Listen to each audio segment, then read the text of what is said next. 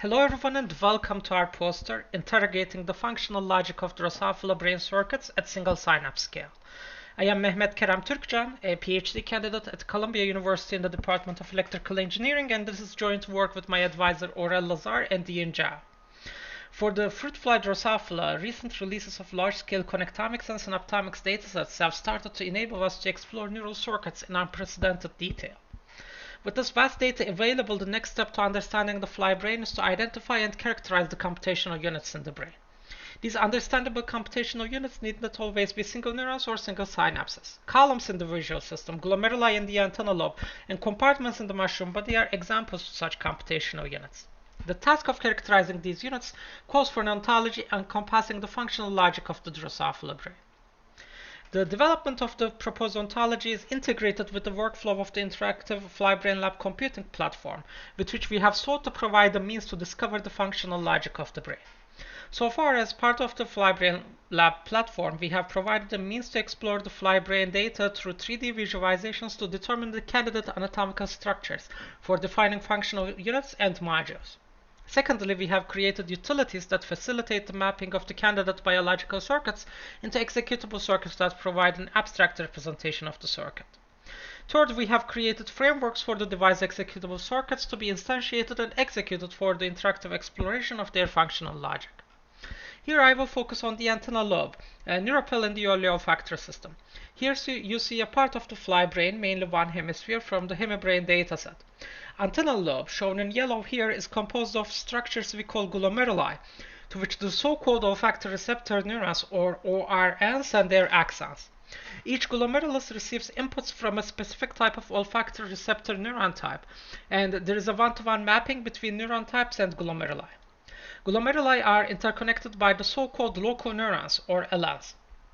Within glomeruli, the so-called projection neurons, or PNs, have their dendrites and are postsynaptic to the receptor neurons. Assuming that the glomerulus is a fundamental computational unit, we can try to characterize the effect of loconeurons and feedback from loconeurons on the circuit, and its feedback is fundamental to characterizing the function of the circuit. Here we drew a single glomerulus as a cylinder with specific ports corresponding to different synapse types that characterize the interaction between LNs and cells within the glomerulus.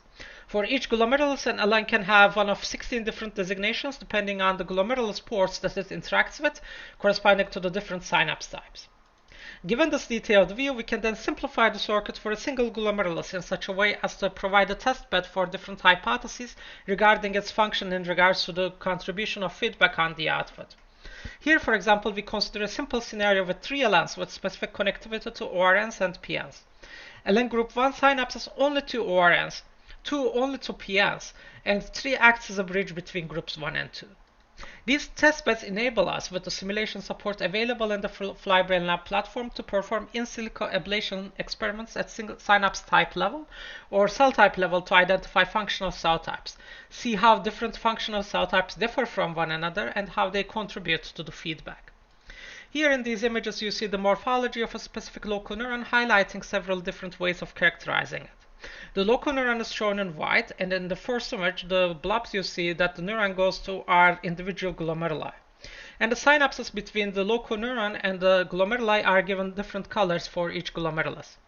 The other images show the density of different synapse types per glomerulus for this LN. That is, the connectivity of LNs to specific glomeruli are not uniform based on synapse type. We can now draw the following diagram in which LNs are shown as wires with specific color interconnecting the glomerulus capsules, and we can perhaps view the structure as a router. Here on the left, I'm showing the example of an interactive diagram set up following the design principles I have outlined so far.